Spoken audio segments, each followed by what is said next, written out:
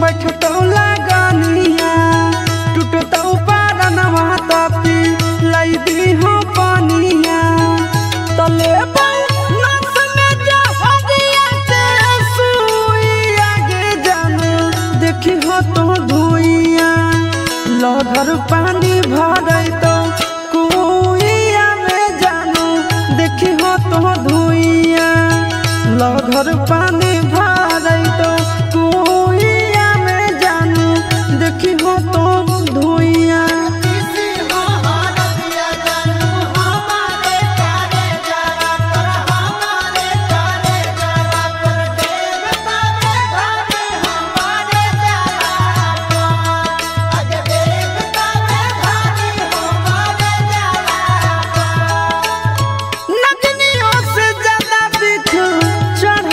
तो जनिया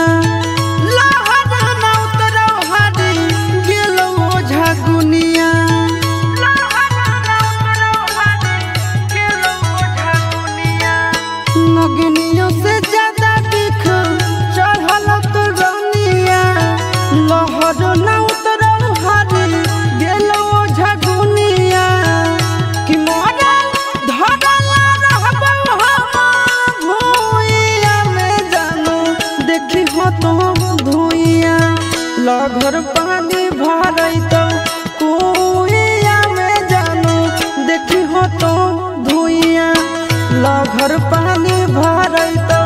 कुइया में जानू देखी हो तो धुइया हमरा से नाता तोड़ी हमरा अकेले छोड़ी हमरा अकेले छोड़ी चल गई भोरे ससुर रलिया सजनिया गे चल गई भोरे ससुर रलिया सजनिया गे धरती के परत से काट देना ना मुझे स्वर्ग चाहे नरक जगह दे द कहे राम जी स्वर्ग चाहे नरक जगह दे द कहे राम जी धरती के परत से काट देना ना मुझे स्वर्ग चाहे नरक जगह दे द कहे राम जी क्यों जाय तो चिट्टुआ सुसपुरा बाइया में जानू देखी हो तो धुइया लहर पानी भरै तो कुइया में जानू देखी हो तो धुइया लहर